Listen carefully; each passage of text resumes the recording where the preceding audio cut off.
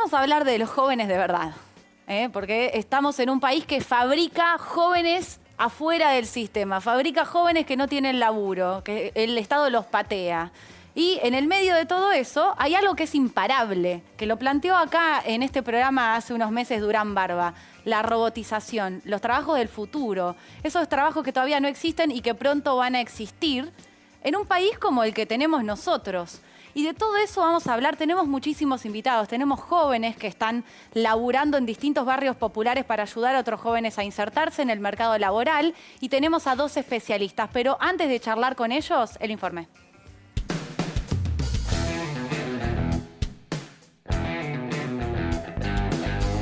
La pandemia y la cuarentena cambiaron por completo los hábitos y formas de trabajo. El home office y los esenciales marcaron la primera fase. Pero, ¿cuánto influyó la pandemia en abrir paso a los trabajos del futuro? ¡Ay, Dios! ¡Es el futuro! Hoy en día estamos en lo que llama la revolución 4.0. En este momento estamos en la convergencia de un montón de tecnologías, desde la inteligencia artificial hasta las impresoras 3D, hasta la nube. Hay un montón de tecnologías que están confluyendo. ¿Esto quiere decir que habrá más o menos trabajos? La velocidad del cambio es tan alta que lo que se requiere es una alta capacidad de aprender rápidamente las nuevas tecnologías. Los millennials y centennials, ¿tenemos más ventajas que el resto de las generaciones? Ellos son nativos digitales. Es decir, nacieron con la computadora, yo nací con la máquina de escribir. Entonces hoy me tuve que adaptar a lo que no es lo mismo que ser un nativo. Bien. Porque acá hay un tema de redes sociales, de otro tipo de manejo de cosas que después te va costando. ¿Qué pasa con la brecha tecnológica y el derecho a la conectividad? Para hablar también de inclusión laboral, en Fuego Amigo recibimos a la cooperativa Alternativa Laboral Trans, especializada en el desarrollo de soluciones web, y a 2 jóvenes que trabajan en organizaciones sociales con pibes y pibas de barrios populares que tienen dificultades para acceder al mercado laboral. Bueno, lo vamos a pensar desde distintos enfoques. La idea es pensar, es abrir el debate, es que continúe esto, porque claramente es un problema, un país con más de la mitad de los pibes y pibas pobres, ¿no? Porque cuando hablamos de esto que es inminente, que es la robotización y el trabajo del futuro, tenemos que sí o sí poner el foco en qué pasa con las empresas, qué pasa con el Estado, qué pasa con la educación, qué pasa en este país. Así que paso a presentar a todos mis invitados en orden. Bienvenida. Tenemos a 3 jóvenes. Tenemos a Yara Amado, que es una joven militante de la cooperativa La Muchachita de los Toldos, donde están trabajando con la recuperación de residuos sólidos urbanos. A Nahuel Sosa, que trabaja en Casa Pueblo, Centro Comunitario de Abordaje de Consumo Problemático en Quilmes. Tenemos a Lucía, que trabaja en la cooperativa tecnológica trans, un proyecto que busca mejorar la situación de jóvenes trans. Tenemos al profesor Andrés Hatum, que tengo que decir que también es amigo, además de un prestigioso consultor y profesor de la Escuela de Negocios de la Universidad Torcuato Di Tella. Es autor de varios libros y el último, que es un bestseller, es Infierno, líderes y organizaciones que matan. Y además por Zoom tenemos a Alejandro Melamed, que es contador público, doctor en ciencias económicas, conferencista, autor de varios libros. El último de él es Tiempo para Valientes, cómo liderar la crisis y la transformación hoy. Bienvenidos a todas, a todos, a todes. Gracias por estar acá en Fuego Amigo. Como somos muchos, vamos a tratar de hablar breve, apelo a su solidaridad, si podemos entrar y salir, y también incluso hasta debatir. Bueno, voy a arrancar con vos, Yara. ¿Cómo está la situación en el barrio, por lo menos en lo que vos estás viendo en cuanto a mercado laboral para los jóvenes?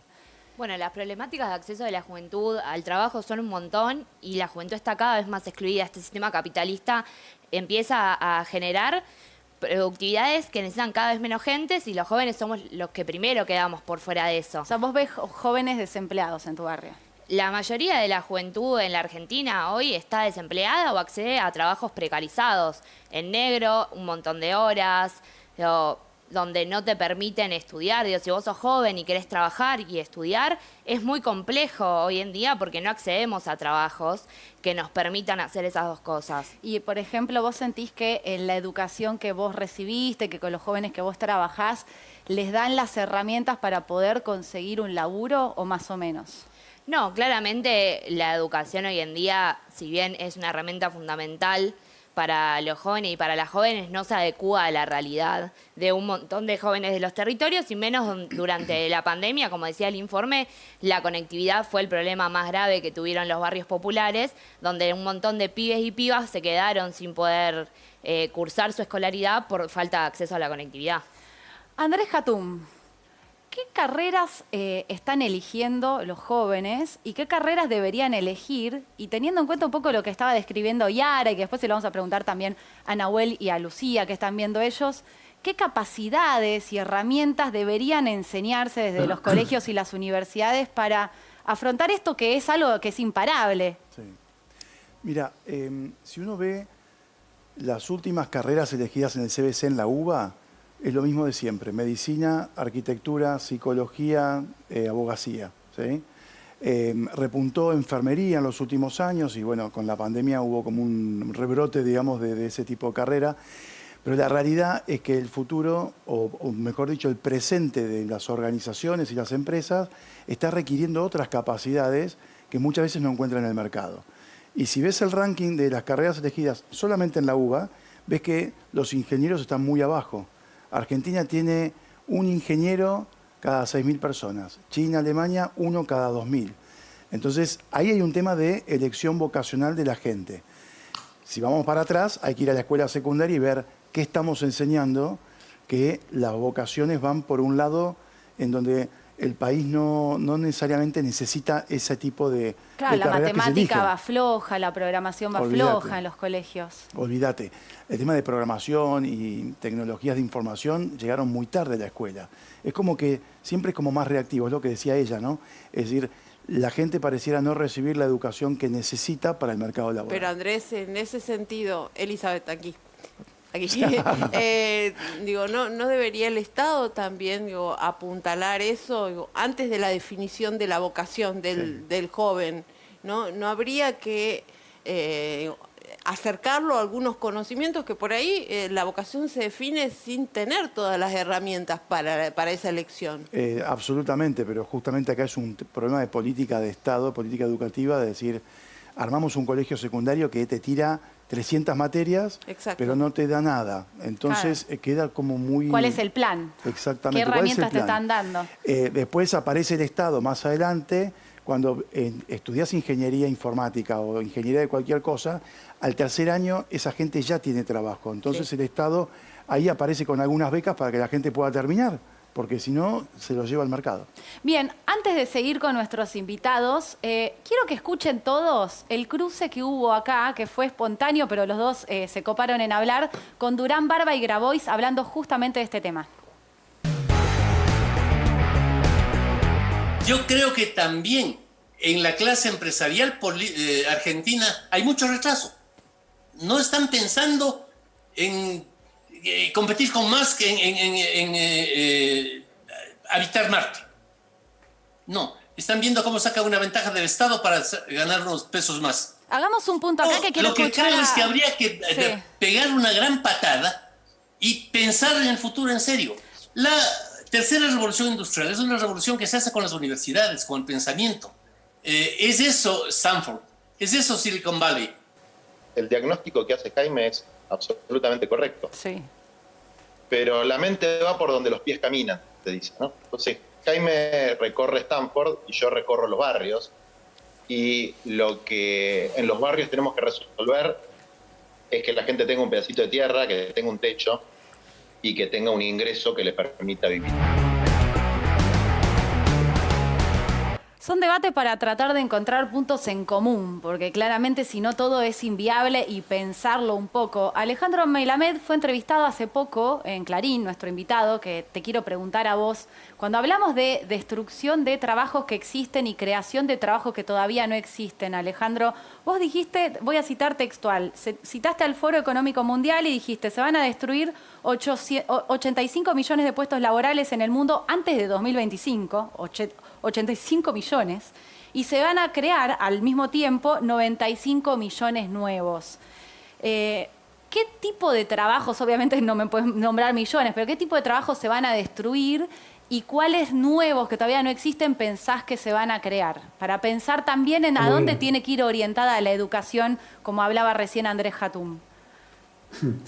Bien, primero, los trabajos que se van a destruir son todos aquellos que tienen que ver con actividades repetitivas y de bajo valor agregado.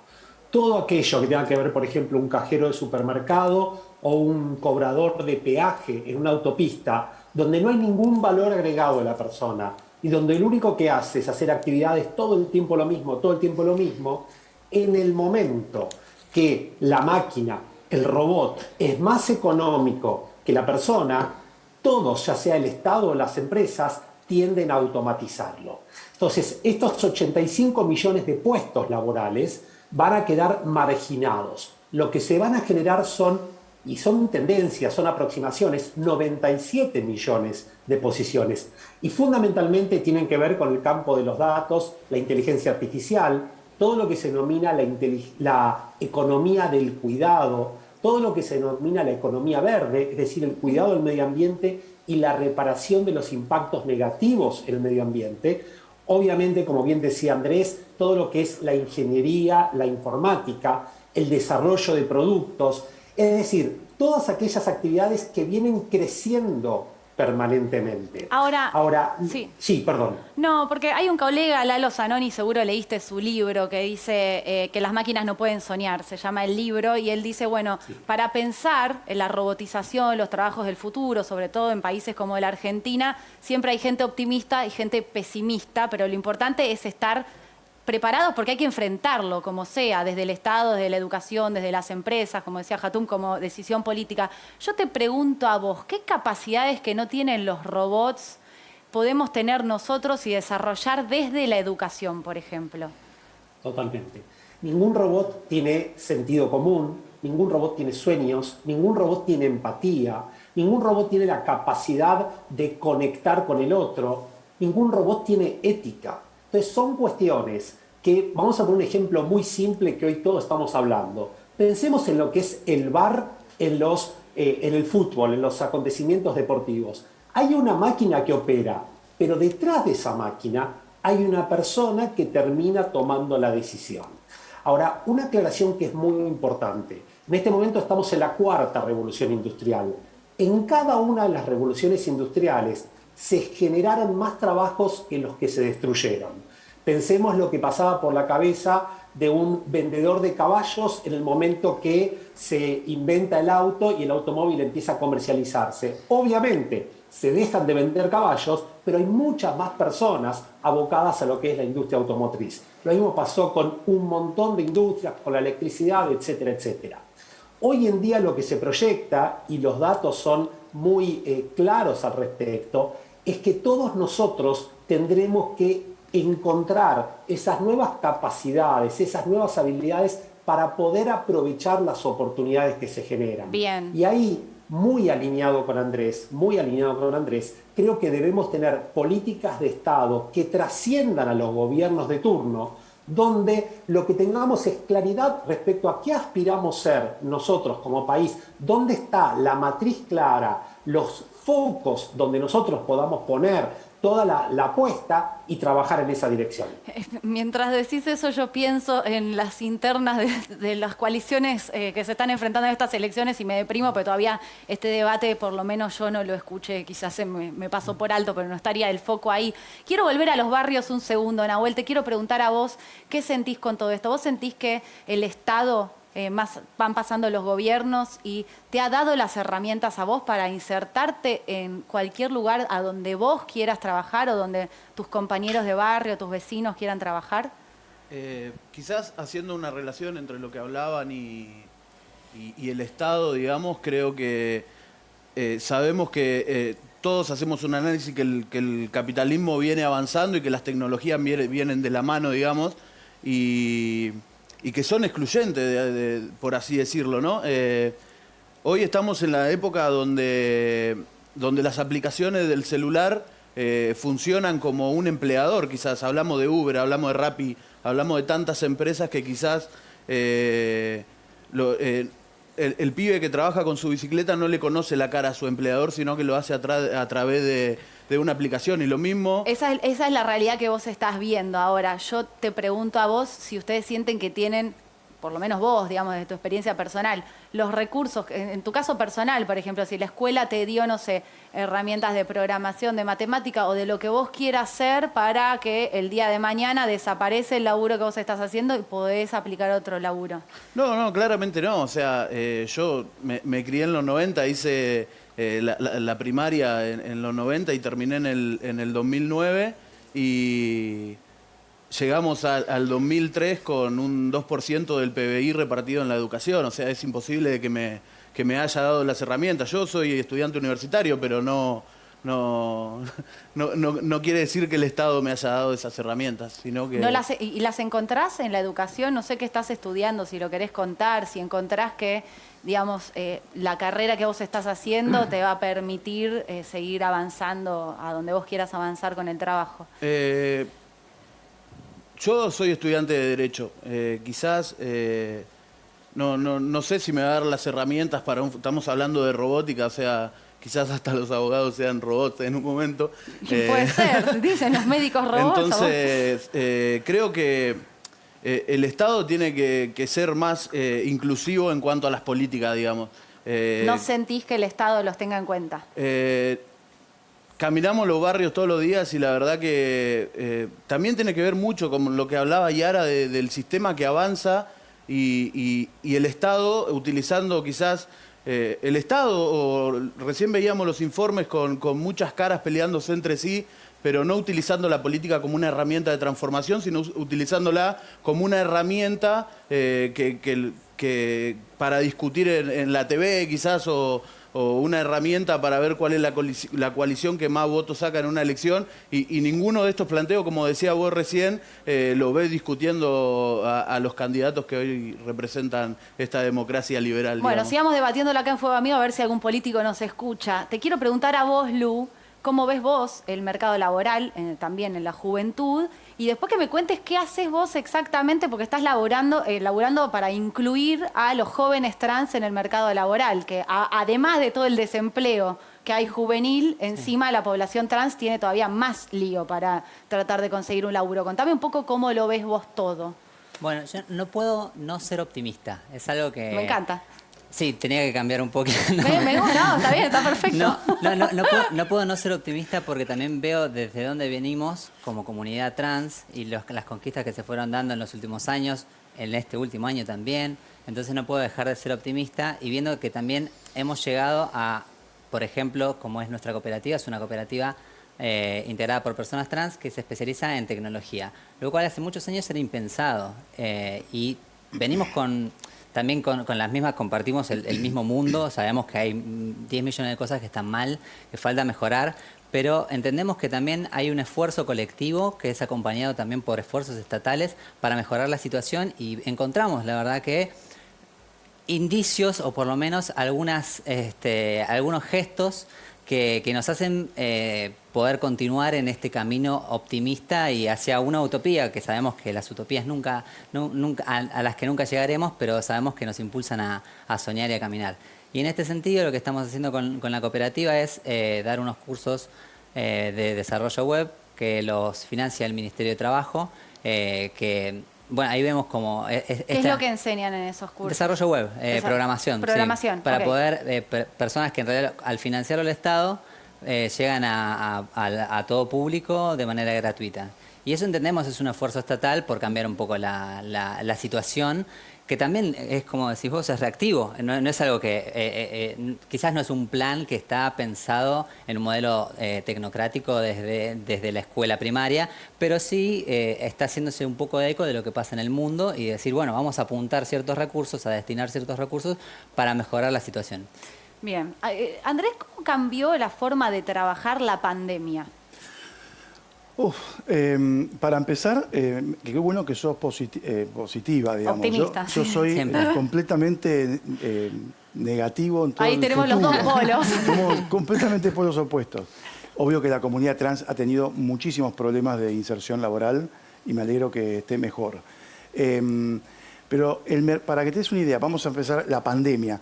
El mercado laboral previo a la pandemia, es decir, Argentina viene de un estancamiento laboral de 10 años. Sí, 2011. ¿Sí? 2011, en donde el mercado laboral no crece. No crece, solamente crece el empleo informal y el empleo estatal. Cuentapropismo, básicamente. Exactamente.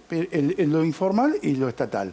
Y así no hay ninguna economía que aguante, porque eso te genera un déficit público absolutamente gigante.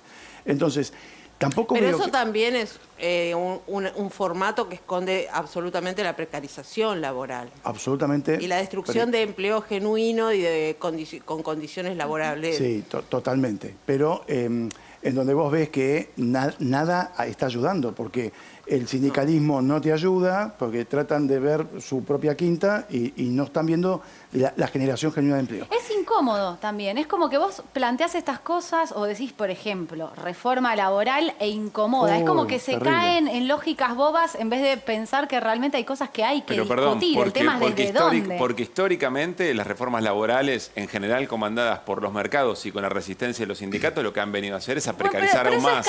Eso es hacerle el juego a la discusión de siempre. Lo que quiero es entrar de nuevo. No es caer, y aprovecho esto para decir, vengo en este programa a rescatar la política y a rescatar al Estado. Bárbaro. Porque, por un lado, la discusión que se viene dando desde finales, en la recuperación de la democracia, si el Estado es importante, si es grande, si interviene y regula, o si el Estado desaparece y comanda el mercado. El mercado, históricamente, lo que ha hecho es dejar gente afuera. ¿Y el Estado?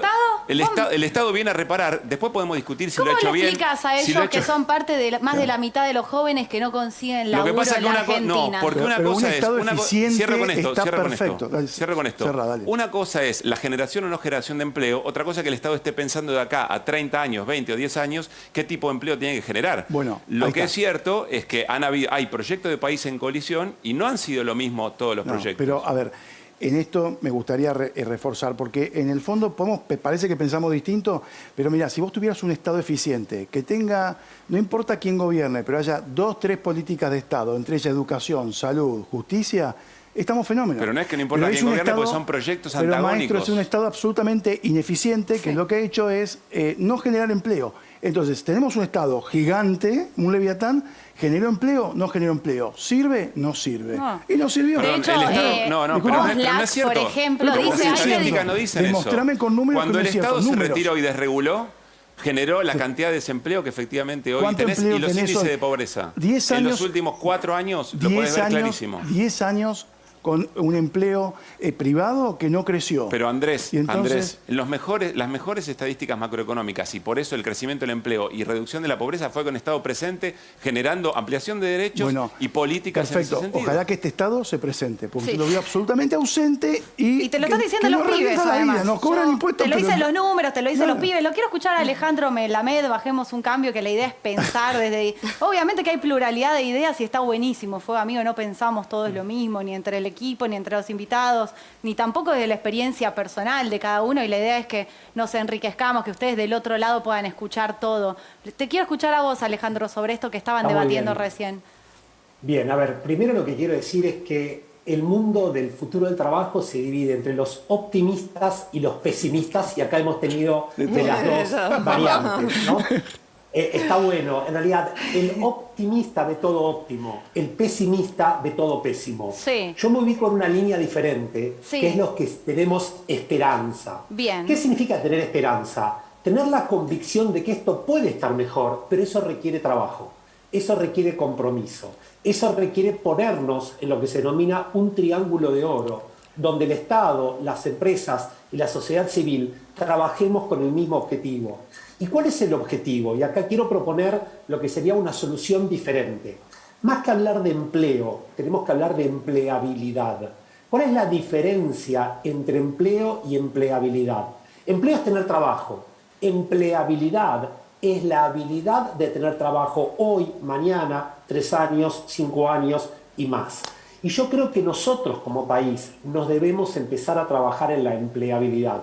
Que los jóvenes se formen para tener oportunidades, pero los que están en el mercado laboral, que también debería ser una preocupación, puedan sostenerse en el mercado laboral. Como bien decía Andrés, este mercado no crece, pero ojo, no crece, se incorpora gente y eyecta gente. Entonces creo que tenemos que pensar que hay muchas poblaciones a atender. la población que va a ingresar al mercado, la población que es discriminada por un montón de razones, la población que se piensa que tiene más de 45 años y tiene que ser, digamos, expulsada del mercado. Y no es así. Nosotros podemos tener múltiples oportunidades en todos estos campos. Y un ejemplo muy concreto, las empresas de lo que se denomina la industria del conocimiento, es decir, todas las que tienen que ver con tecnologías, con desarrollo intelectual, hoy tienen un déficit de entre 10 y 12.000 posiciones. ¿Qué significa? Mientras hay un montón de gente sin trabajo, hay un montón de empresas que están desesperados buscando talento. Esto es donde digo que hay que trabajar en conjunto, Estado, empresas y sociedad civil, para formar a toda esta gente que pueda dar respuesta a esta necesidad que se está generando. Recién Alejandro hablaba de esperanza. ¿Y ahora vos tenés esperanzas? Sí, claramente. Yo quería retomar un poco lo que venían diciendo. Por un lado, yo creo que el problema no es de trabajo, es de empleo. Los jóvenes y las jóvenes trabajamos dentro de la economía popular, nos inventamos nuestro propio trabajo. ¿De qué laburan? Yo en una cooperativa de reciclado, que justamente es inventarse nuestro propio laburo para poder tener un trabajo digno y que además aporta esto que venían hablando de las nuevas tecnologías. Buscamos la forma de formarnos y empezamos a trabajar por nuestra cuenta. Eso por un lado. Y por otro, creo que hoy sí tenemos un Estado presente, un Estado, como decimos hace mucho los movimientos sociales, que no nos ven pero nos escuchan y que viene trabajando en pos del empleo. Pero sí, creo que en los territorios hay un montón de experiencias, como lo son las cooperativas de reciclado, como podemos hablar de cooperativa de confección de pelotas en Córdoba o de pastas en Suipacha, acá en la provincia de Buenos Aires, que son experiencias donde la juventud se organiza y genera trabajo. No es un problema de trabajo, es un problema de empleo, porque nosotros y nosotras trabajamos. Y es ahí donde el Estado tiene que poner el ojo, es ahí, a partir de ahí donde hay que crear política pública para el trabajo de la juventud, donde los jóvenes seamos protagonistas de esos procesos. Lu, ¿vos crees que son protagonistas? ¿Quiénes? ¿Los jóvenes? Les jóvenes. No creo que seamos necesariamente protagonistas. Creo que tenemos que también... es un espacio de disputa. La tecnología, que es en lo que nos encargamos nosotros, es un espacio de disputa. Es un espacio también que nos permite una pequeña experiencia. Linux es código abierto, contra Windows todo el capital mundial y pelean palmo a palmo por el mismo mercado. Eso te da la cuenta de que la tecnología es un elemento para la democratización de la fuerza de trabajo, de la producción. Quiero hacer un comentario sobre algo que escuché y no puedo dejar de remarcar, que es que los optimistas miramos todo con optimismo o vemos todo óptimo. Y no es así. Vemos un montón de cosas que están mal en el mundo. Simplemente tenemos la capacidad de seguir pensando que se puede, con esperanza. No me veo muy alejada de esa mirada. Simplemente es una cuestión de...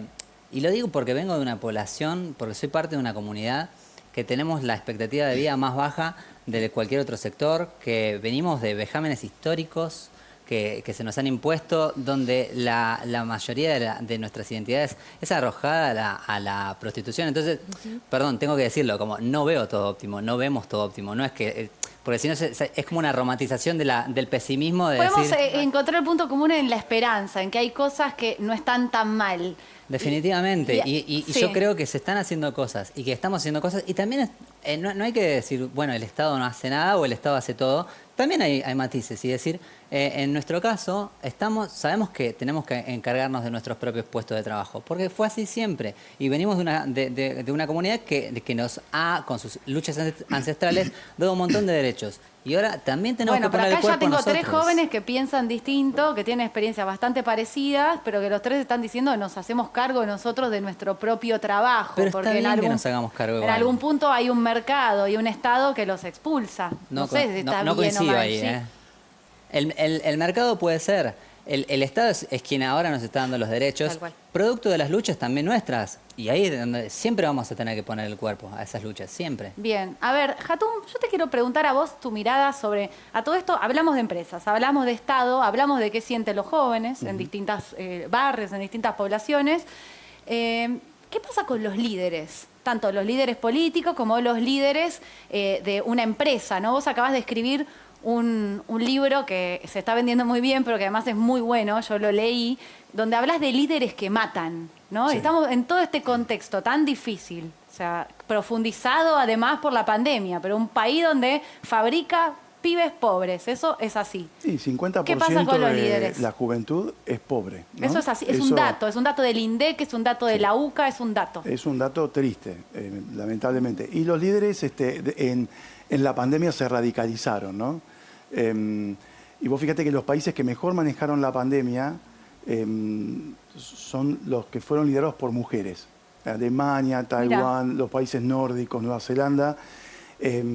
Y los países que tenían una tendencia más autoritaria tendieron a ser más autoritarios todavía. Y después tenés como los países más o menos, Argentina, que estás en un túnel y te chocas, no sé a dónde vas, y digamos, lo que generó la pandemia es incertidumbre y miedo en la gente y en todos, ¿no? Es decir, miedo de perder el trabajo, miedo de contagiarte, miedo de morirte. Y entonces, los líderes en todo esto, tanto en las empresas también, te pregunto. Sí, en las empresas los líderes, es decir, eso nos atravesó, esto es una de las cosas que atravesó a toda la sociedad en todo sentido, ¿sí? Entonces, los líderes tuvieron que cambiar un poco su forma de pensar, de querer tener la gente en la compañía para controlar, a tenerla en casa y no controlando, sino confiando en la gente. De decir, desde casa no se trabaja porque eso no es trabajo, a trabajar el mismo jefe en la casa. Claro. Entonces eso te cambia mucho la dinámica del trabajo y hay que ver qué es lo que viene post-pandemia, ¿no? Vamos a hacer una segunda parte de esto, porque la verdad que estuvo muy rico, me quedé con ganas de escucharlo a los 5, ¿eh? Así que gracias Yara, gracias Nahuel, gracias Lu, gracias Andrés, gracias Alejandro. Estuvo muy lindo, también gracias a él y a Pablo por sus aportes. La vamos a seguir, ¿eh? Porque son los temas que evidentemente no se discuten tanto y que son los más importantes. Nosotros nos vamos a un corte y ya venimos con un poquito más de Fuego Amigo, ¿eh?